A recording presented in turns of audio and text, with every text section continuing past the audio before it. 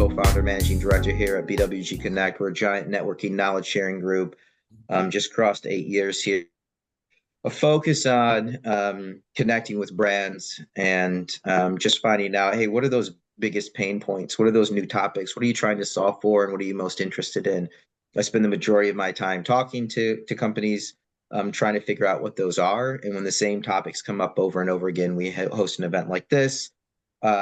We Another part is I'm just asking everybody, hey, who's really working for you and who's not? Who are the standout people and who are the leaders in the space? And when the same people come up over and over again, we ask them to hop onto a webinar with us and answer some questions and kind of share their knowledge as thought leaders in the space. Today's topic, the future of UGC, fueling conversion, innovation, and agentic shopping. As we're talking about UGC, it was kind of like, what are all the points that we should cover that people are really, really interested in? Couple housekeeping items before we kick off the conversation. We want this to be as educational and informational as possible. At any point in time, if you have questions, drop them into the Q&A section there. We will get them answered as real time as we can.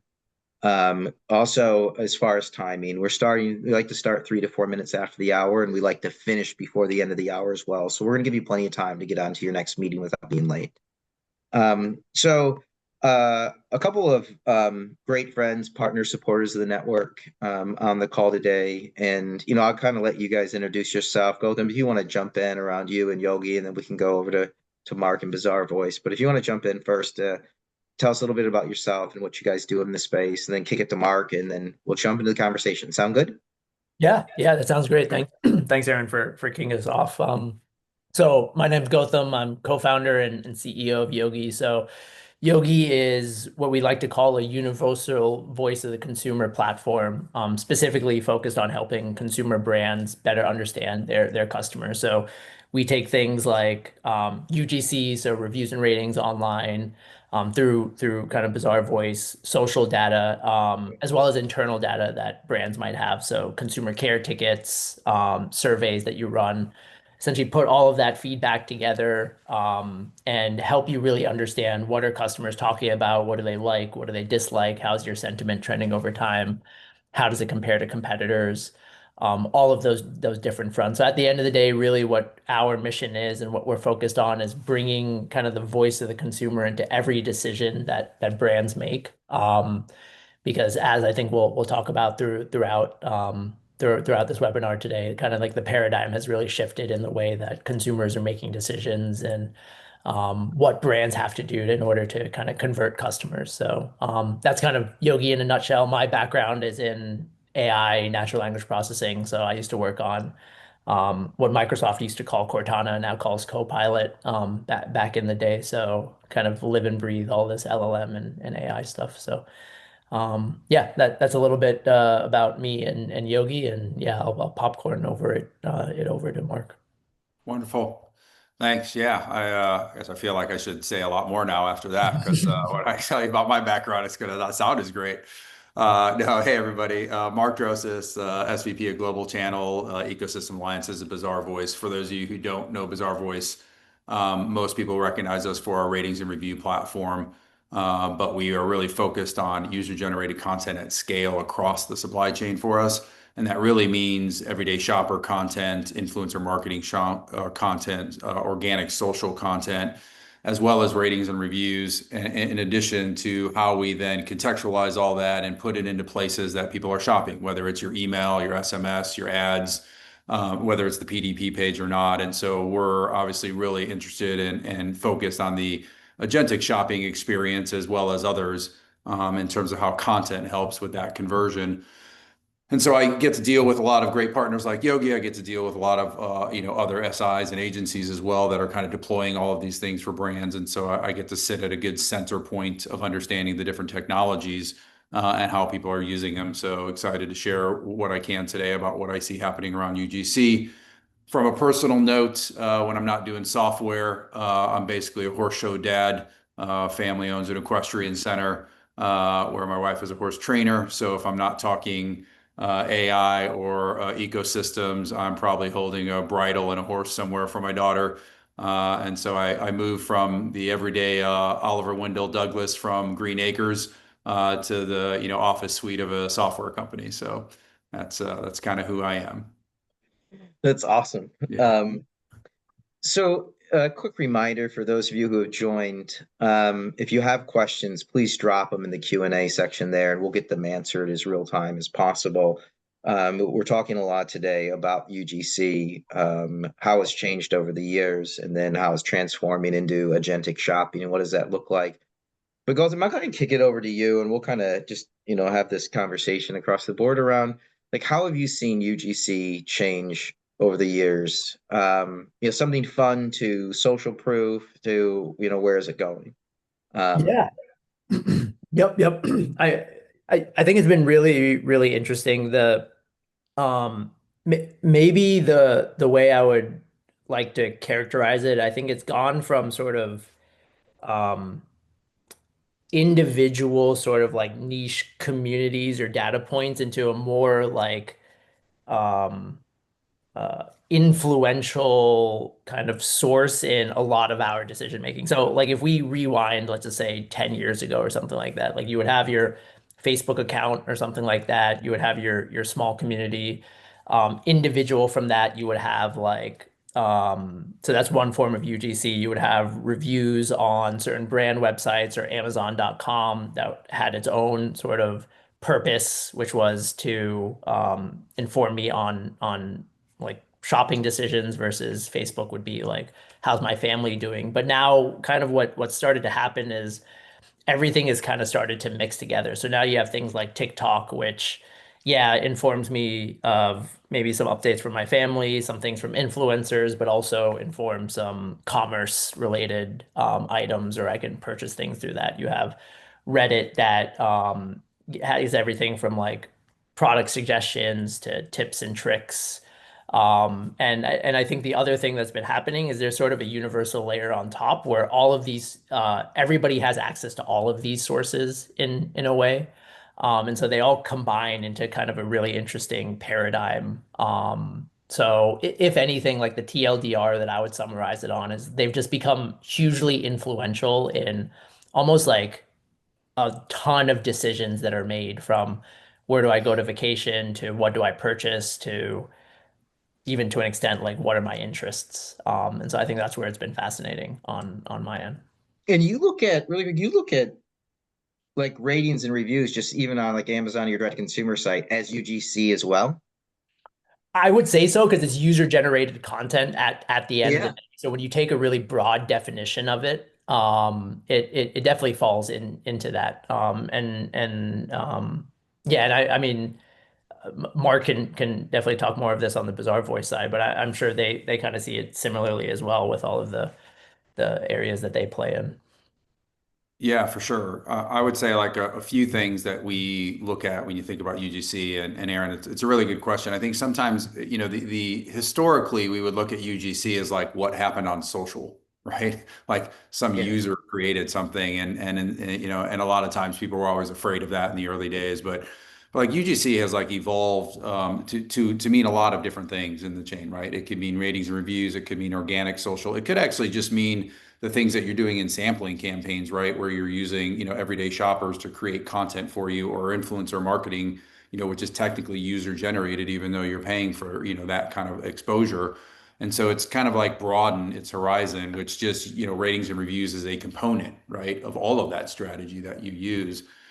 And so some of the things that I think we've seen from that shift is, that is one of them, right? Where UGC in its whole has shifted from just something that happens on social that a user created organically to kind of a structured strategy to how you create user generated content from everything, from the way you think about sampling stuff to influencer marketing to ratings and reviews. And so that's just broadened the way people should think about UGC in terms of the different components and levers and how they operate, because some of them have different components. A influencer sampling community type program is going to have both UGC to help set conversion on a PDP, but also has reach, right, in terms of getting to people.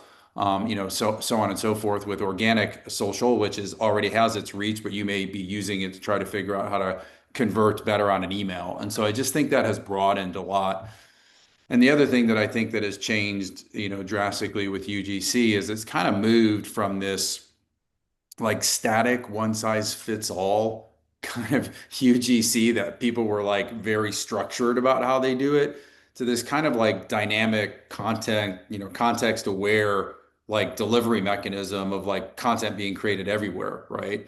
And so it's gone away from just being like static to being almost live, right? In terms of it's what it's trying to do for the brand and how you harness that. And then I would say the third thing for me that's changed about UGC is really kind of the way that people consume content today, which AI is going to have a big impact on, and we can get into that. But if you just think about the way UGC used to operate before, you'd create user-generated content to post on your Facebook or Twitter account to the followers you had, right? And so that's how you delivered it was like, I'm looking to get likes. And today it's really about delivering content that are just going to automatically show up in people's feeds because the agents, right, the algorithms are really more about awareness or interest now than they are about your fan base. So you could create UGC that would find a customer that's not even in your like purview of people that follow you, right? Because the algorithms go do that. And that's exactly something we'll talk about today that's going to happen with AI and the agentic shopping experience, which is you're really creating content, right, in the hopes that the algorithm gets them in front of somebody that cares about content at that moment, as opposed to UGC before, which was about developing UGC so you can post it to your fan base so that they can interact with it and like it. And I think those are some of the evolutions that we've seen around how you just leverage it all to obviously, get more people to like your brand and buy your stuff, right? Hey, a question comes in, and I think this is perfect. I was thinking the same thing is in the past, it's the credibility and brands have been apprehensive about handing over the brand voice to people that they literally have no control over. Can you address the issue of credibility of UGC when it seems that some of it may be paid for, stuffing Amazon reviews? Yeah. Will this be more of an issue in the age of AI? Yeah, absolutely it will be, right? I mean, it's something that y'all think about. So Gautam, if you don't mind, I'll take a part of Mhm. this. Yeah, yeah, yeah. You. But I think that's why this conversation is interesting around Yogi and BazaarVoice. So to address it at a top level and then kind of how to think about it, yeah, authenticity is going to matter, right? Matter of fact, the LLMs and the agentic shopping experiences that are out there today are basically craving and asking for that authenticity, and will actually measure it better if it's authentic in a way. And so I think the way you have to think about that is two ways. Is one, are you making sure that the reviews, if you're thinking about reviews you're collecting, are authentic? And so at BazaarVoice, one of the things we do, which is just, we have an authenticity, stamp that goes on everything that says this is real, right? Like this has been vetted, moderated, and everything else. So you do have to think about that in your structure of that kind of content that you're looking at. And then when you're thinking about the way that you're actually using UGC, this is where you have to have a strategic play on how you're going to create that UGC or how you're going to consume it organically from other social. And that's really where you're going to want to do two things, I think, in particular with this conversation today, is one, you're going to want to make sure that you are using things that you would get out of a system like Yogi by analyzing all the things we do to understand what kind of content you need to go build in order to fulfill the authentic conversation that people want to have about that product, and then go deliver and go build a UGC strategy to go fulfill that promise of what people want and need to hear, or what the agents are going to want and need to hear through AI. And when you do that, you're going to have to do that with the lens of making sure that people understand what's authentic, what has been incentivized in terms of it's okay to do an influencer campaign, give that influencer guidance of the things you've learned from Yogi and the brand of what you want them, to talk about, not to necessarily say, but like, hey, please address these subjects about the brand. Tell us what you really think, right? And then be able to let people know that was incentivized, but it was real, right? Or vice versa with the reviews. This is real and has been moderated, and you know that it's so. And that's going to become really critical and something people should think about in their UGC strategy is how am I going to make sure people can understand that this is authentic, right? Yep. So I think it's a plan that you have to think about, and there's a few different ways to approach it. But it is going to be a problem, and I think that's one of the things we were talking about before with Amazon. I think it's going to be difficult as people start to bridge that gap. Specifically, I think the AI agents are going to be better because they're going to scroll the sites which have a lot of these good companies like a BazaarVoice on them that are really moderating and doing things properly to be authentic. So I think just think about it in that way, and you'll be good. And I'll let Gautam talk a little bit about maybe how he views it from Yogi's side. Yeah, yeah. No, I think Mark hit the nail on the head in terms of um, like the need for better essentially like tagging and moderation in the background to make sure that the reviews that are coming in are authentic is going to become more and more important in this world. And there's almost like two, I guess almost like two angles that we kind of look at from this front. And maybe not like a definitive answer, but at least to show that like everybody's kind of incentives are in the right direction here. So like the first one is um like there was sort of a fear at the beginning when all of these LLMs came out that like, oh, our reviews and ratings in particular are going to get flooded by just fake written LLM reviews, for example. And this is where what Mark was talking about like the right backend infrastructures of making sure this is a verified purchase, authentication in other ways becomes super, super important there. And we do know of like retailers as well that are making sure to do that. Like Amazon's a good example. And then from the technological front, there's also lots of research and libraries that are coming out to be able to measure like, hey, was this written by an LLM? Yes or no? Are they perfect right now? No. Will they continue to get better? Yes. And it'll be this constant chicken and egg sort of like chase that is just going to be a reality in the world, not just for reviews and ratings and UGC, but any type of written content sort of going forward. And then the other piece of it as well is like there's when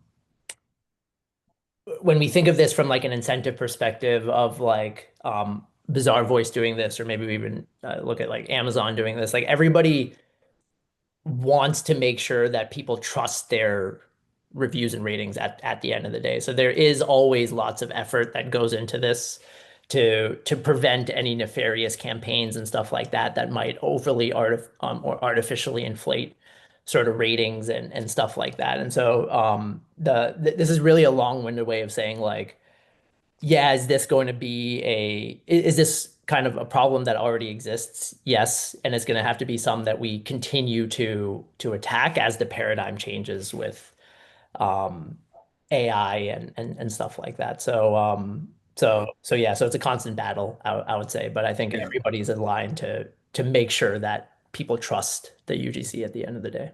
Yeah, I would think just to add on top of that on there, I would think like a couple just like tactical things, right? To think about like if you're not on your current, let's just say ratings and reviews, even though all UGC matters, we'll just talk about that as an instance.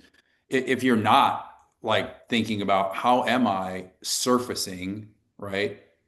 Verified purchases, how am I surfacing authentic review, right? Or moderated review? How am I surfacing authentic but incentivized? Right? If you're not thinking today about how am I surfacing that on my pages so that it can be read, right, by the agents, like looking at that information, or even if you're delivering it through another mechanism, whether it be through a BazaarVoice or an agency or something else, how are you actually feeding, right, the actual LLM itself with that information? If you're not starting to think about those sorts of like tactical like components of a piece of content, no matter what it is, whether it's a social organic piece that you got, but you got the rights to that and you're verifying that that's real. Like you have to start thinking a little bit about how am I tagging that, right? How am I labeling that in a way that's going to ensure that when people are looking at it through the agent shopping experience, that they understand the stuff I'm giving is real and the stuff the other people have may not be if they're not also doing the same thing, right? So I do think you should start thinking about all content that you're delivering. What are some of those tags that you're going to do that you're going to label that content that shows up on your site, shows up everywhere else, so that when the agents are reading them or you're delivering that message, your content is being seen as authentic because you have these additional layers to it. And I think that's just something I'm sure you've all heard about, people that are literally thinking about how am I tagging and restructuring my content for SEO at this point, right? And so those are some of the things that you really got to look at. Right. When it comes to this specific topic, a couple other things to think about, I'm sure we'll get into, but when it comes to just how do you balance the authenticity issue, right? I think there's the added complexity there's the SEO piece, and then there's the AEO and the GEO, right, into the LLMs that we didn't have to worry about before. But what I'm picking up from this conversation, it's UGC used to just be out there, right?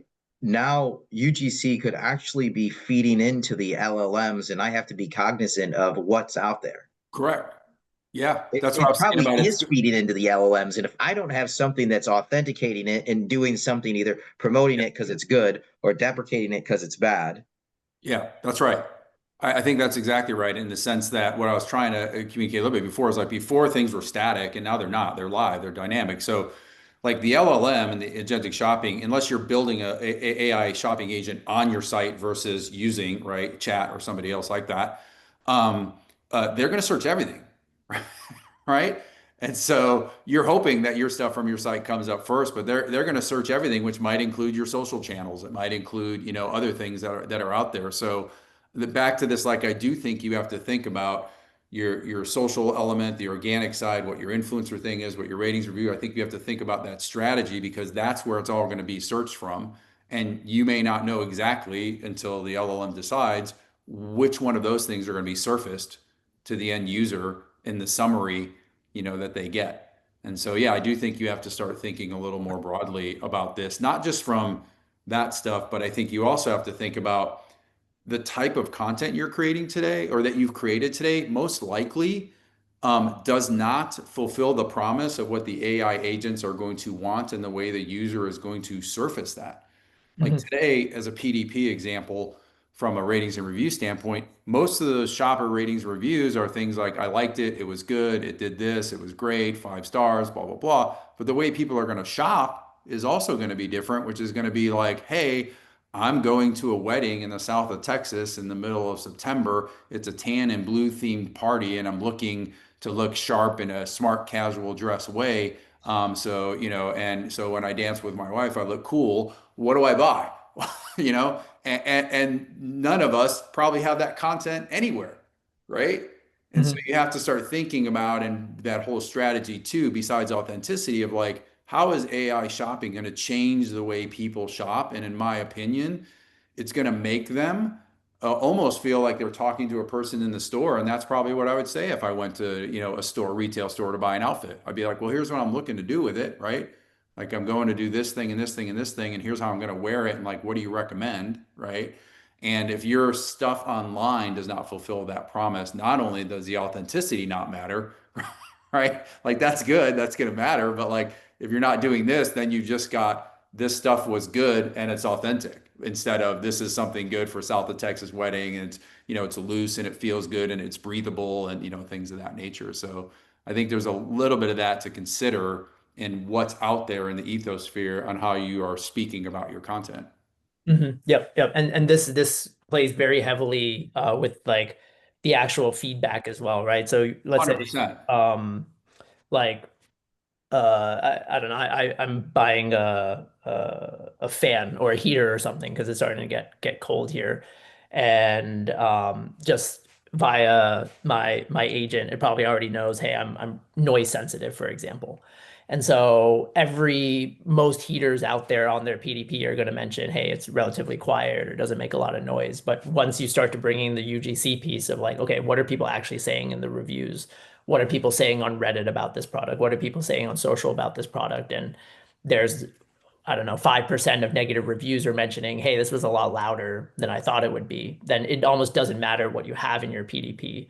It is truly like what customers are actually saying that's going to influence the recommendation that comes downstream. So I think this is a huge piece of really, I think there was a world where uh, like you would make the claims and initially when you're releasing a product and all that stuff, you have these claims in your head. You're like, okay, these are what we're going to run with. This is what we built the product around from a benefit perspective.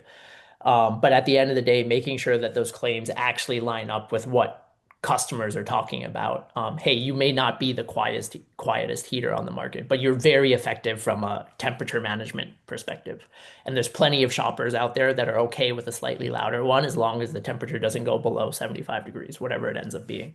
And so leaning into those will end up being more positive. And this comes into like a flywheel effect, right? Where it's like, oh, we're really emphasizing our temperature management. Everybody talks positively about our temperature management. That's going to lead to a recommendation of we're the best when it comes to this versus trying to be okay or average or the best at everything, which isn't a reality. Yeah. Yeah. I mean, I don't even think, sorry if I jump in again here, but like, I even think like from like like how that whole experience has changed across us, not just with AI shopping, but that's going to make a difference. Like the dynamic pace and the speed at which shoppers are doing all of this stuff, right, is massive. And what I would even argue is like um, spending a lot of time on that subject, Gotham, right? You know, around like, hey, what are people saying about these things, but also like what are my gaps, right, to the competitors, and what kind of content do I need to build to fill that gap, right? When I'm analyzing all of this stuff and I'm looking at it all, I'm like, hey, my heater is a little loud, but it has good, you know, temperature. And you're like, okay, but like, where else might I not be winning? And do I have content to support that winning? And how quickly do I get that content built and out the door so the AI agents, right, can sense it and start surfacing it so that my stuff is being surfaced up better than somebody else's stuff. And that's really the game now, in my opinion, is like understanding, using tools like yours to understand what you exactly like, what the good things are and what the gaps are, and then using tools like a BazaarVoice or whatever to generate the content enough to fulfill the promise of what the AI agent is going to be looking for when they're doing that. And I just like today, most people may not have their content built in that structure to think about how do I need to talk about it in a way when people are shopping it that the AI agents are going to know, this is the one I need to surface, right? And I do think it boils down to some of the things you were saying, which is like, hey, what are the things people really care about? What are they saying about? And do I have content on my site other than just a static, it's got good, you know, temperature thing right to it? Like, what are the other things that help support that the AI agents are going to be yearning for and are going to ensure that you're surfaced at a higher level than somebody else, right? Yep. So, It, just a quick reminder, as we're halfway through here. If you have questions, drop them in the Q&A and we'll get them answered. I mean, this idea though of UGC that I don't, it takes me back to when I was on the brand side and we were having a conversation on, you know, whether or not we're going to launch on Amazon. And executive team was saying, well, we don't know if we want to be there. And my reaction was like, well, we're already there. It's whether or not we want to be part of the conversation or not.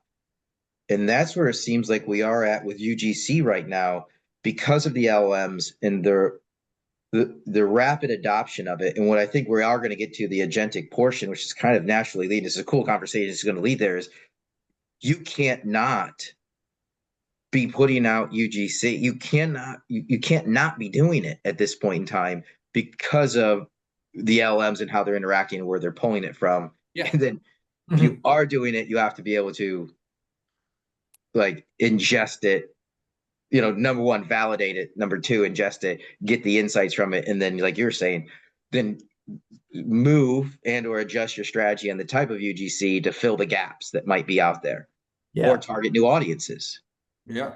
Yep. And I think it's like even to put a more like even like present day timeline on this, like agentic shopping is super, super important. It's going to come much faster than we think. My opinion is on the order of like months. But even if we look at it today, right?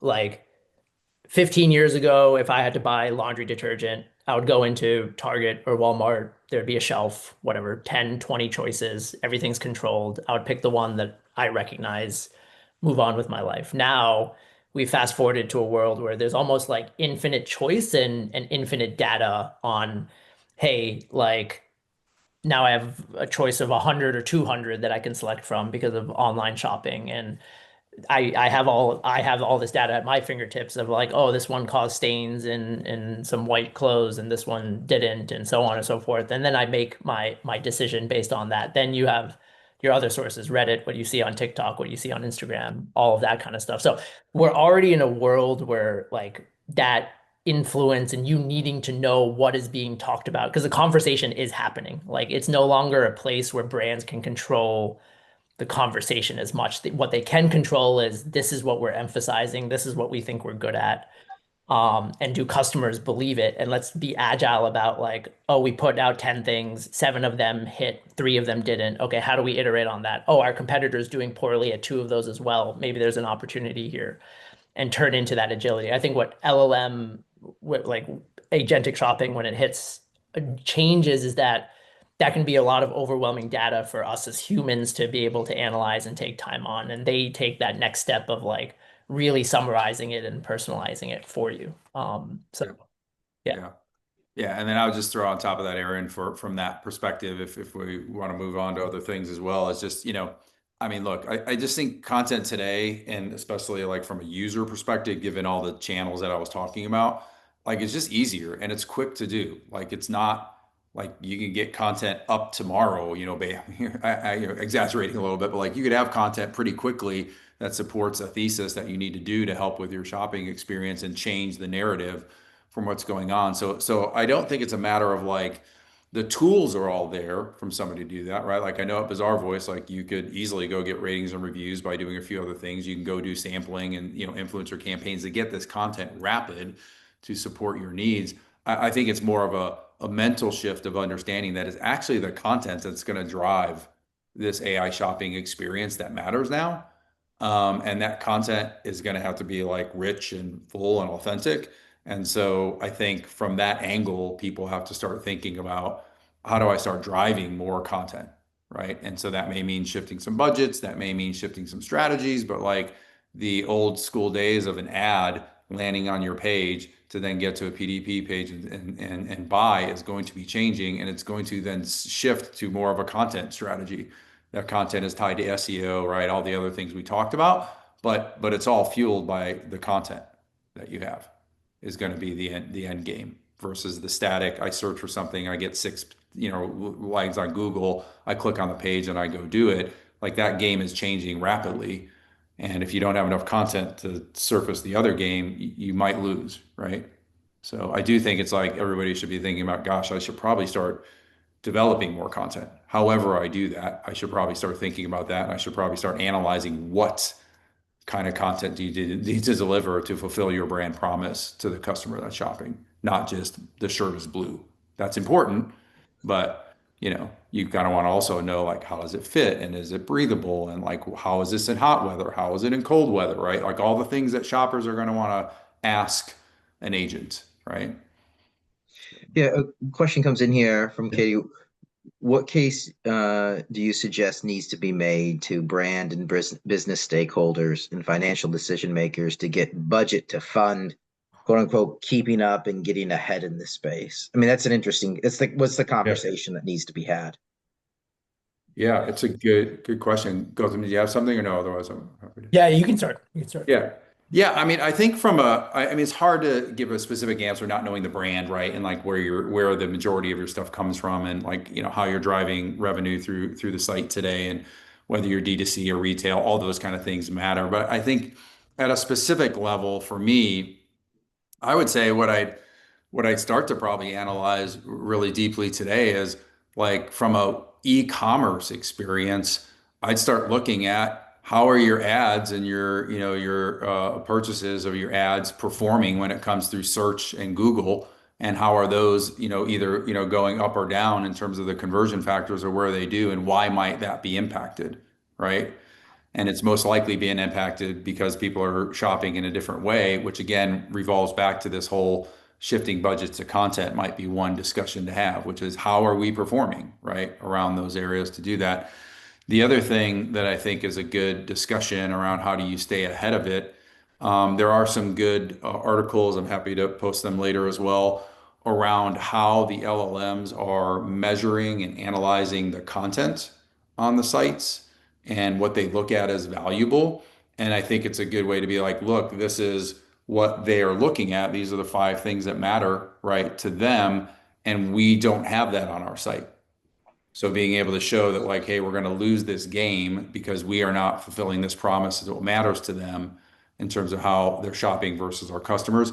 There's plenty of tools out there also that will help you understand that as well. But I think those are probably two of the biggest things that come to my mind. Is one, I'm sure everybody's search, right, ad SEO stuff is being impacted on their conversion of the traditional funnel of run the ad on Google, Google click ad, people go buy, right, to that angle, and how you connect those two dots. And then I think the other piece is like educating your company about how the things that the agentic shopping things care about are different, right, than the things maybe the original, organic SEO through Google cared about. And if you don't have enough content to fulfill that, you should probably shift budgets. Otherwise, you will lose that game. And whether Yogi can fulfill that promise, or other people can fulfill that promise, to be able to go look on the LLMs and see how you're showing up, to be able to create some graphs to show your bosses, I think are two things to just start considering from a budget, other than just the natural, like, this is happening and we better get on board or not. And so, like, pick your poison, right? On which one you want. But I think those are two things that come to my head, anyways, of like ways that you can structurally create a graph and look at some things, and maybe get some people to understand that like the world is changing around them.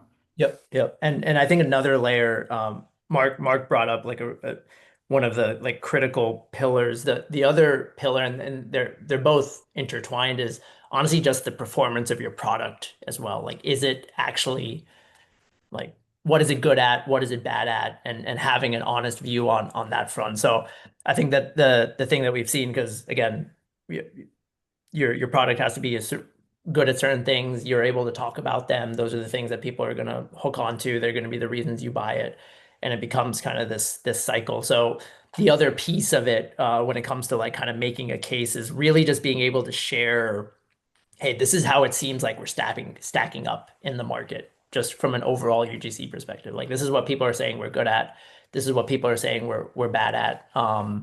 And honestly, it can be starting small. It can start in a subcategory. It can start with a few products that you just recently released. We found that to be a really good way to kind of convince kind of upper management and stakeholders, of just being able to walk in and be like, hey, look, we did this quick analysis, and we found out that for this new facial cleanser that we put out, that everything that we were talking about in terms of results and timing and everything like that is good. But it turns out 15% of customers are complaining about the smell of the product. And that, when you look at the overall market, the average tends to be 5%. So just being able to make that data-driven business case on the product as well is always kind of like a good place to start.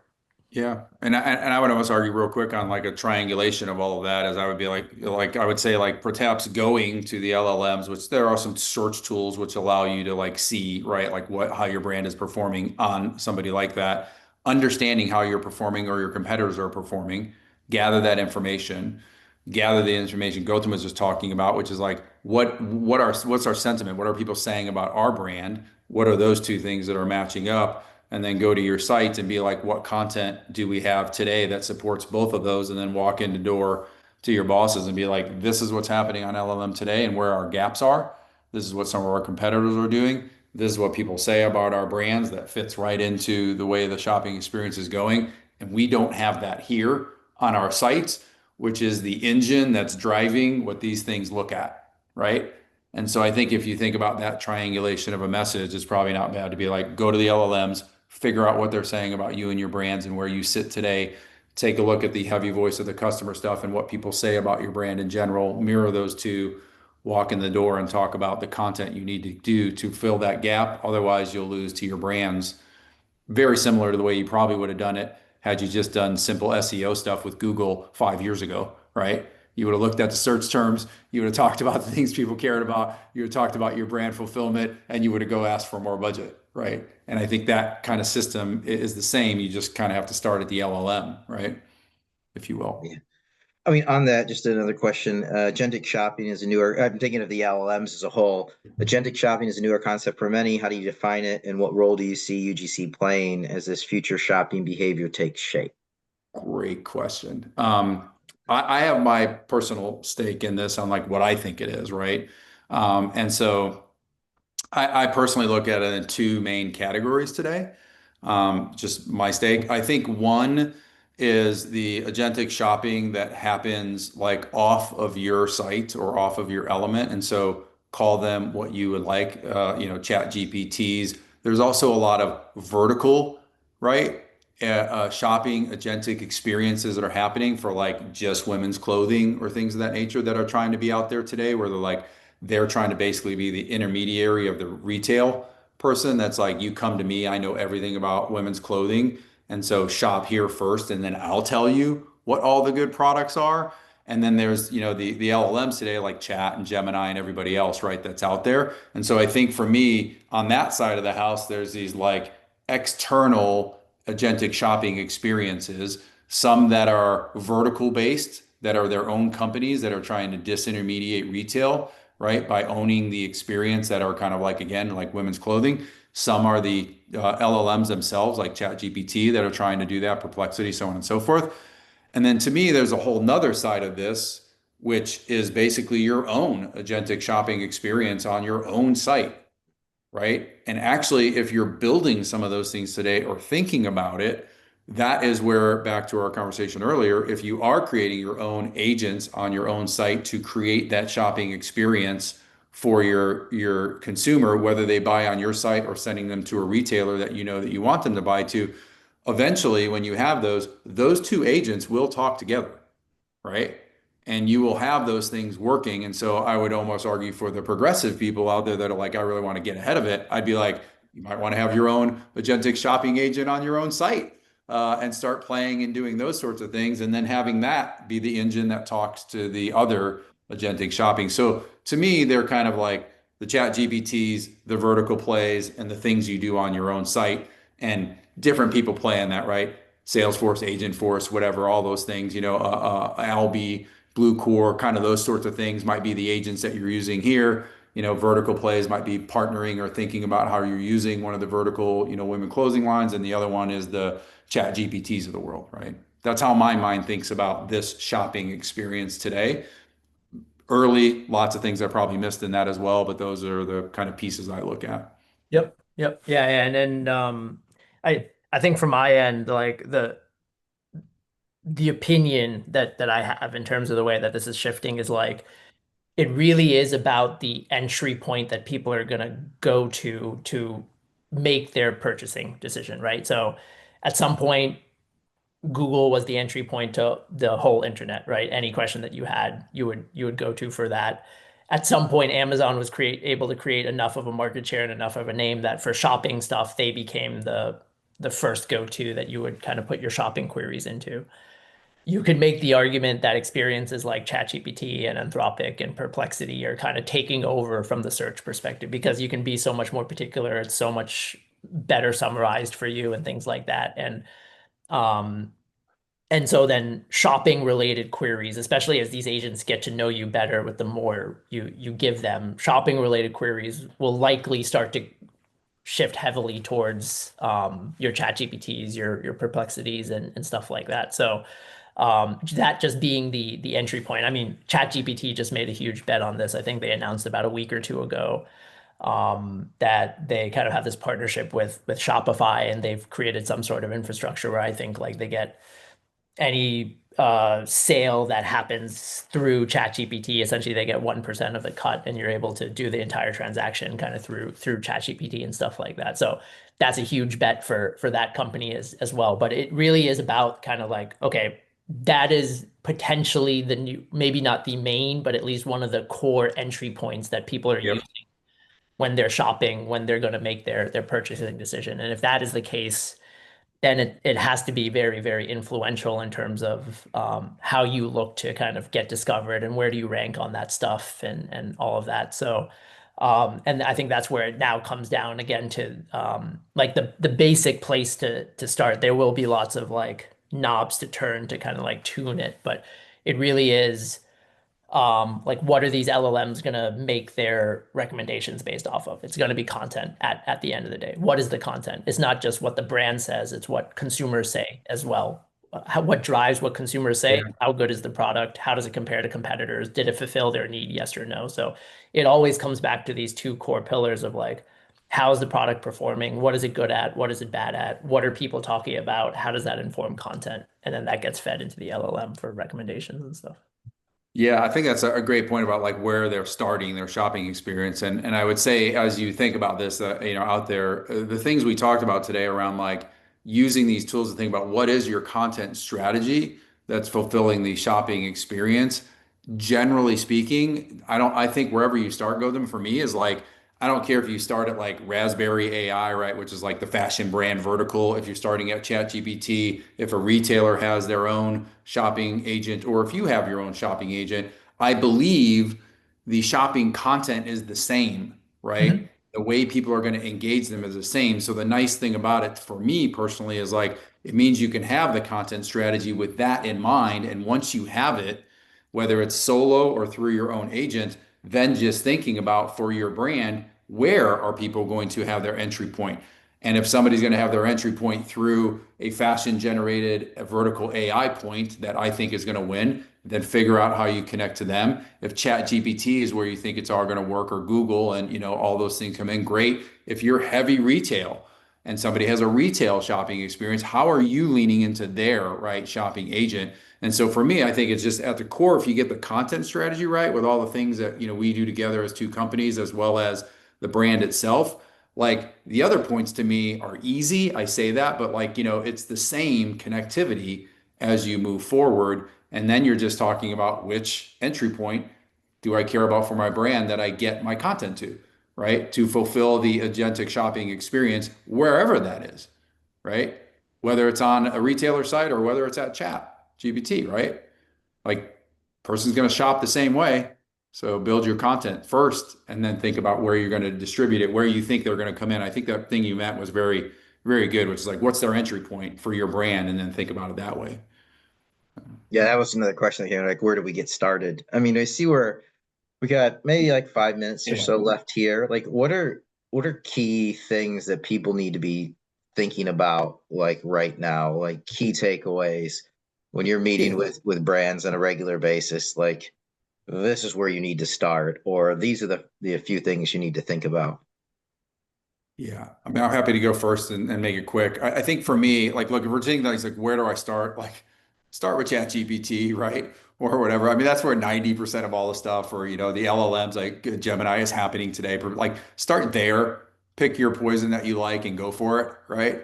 Because that's where the majority of it, unless you have some niches where maybe some of these vertical things matter. But like, that's really where it's all happening now because it's so new. And I would start with the things we talked about. What kind of content do you need to fulfill that? And then how do you make sure that that's getting surfaced in the LLMs? And then the second place I would start would be like if you have a big on-site retail product that's D2C business that you do, I would start saying like start thinking about how you're creating your own agentic shopping engine on your site. And that's something you can play with, right? Because it's yours and you'll learn a lot of the things you should be delivering, right? To the other people. And then eventually you could just connect those two things up. But if I was to start, I'd be like, start with one of the big ones because they're doing 90% of all the searches now.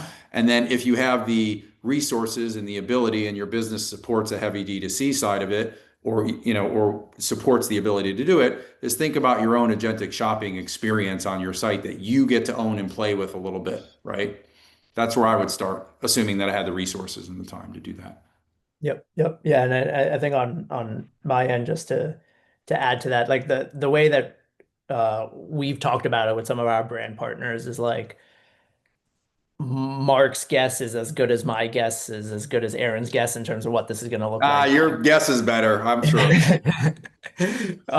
So what it really is going to be at the end of the day is like being agile about like making adjustments. And so where a lot of our brand partners are starting today is I think of that as like a Lego block analogy. You'll build what you need when the time comes, but you have to have the blocks ready to go. And really what those blocks are is an understanding of, hey, what are people saying across the various UGC channels?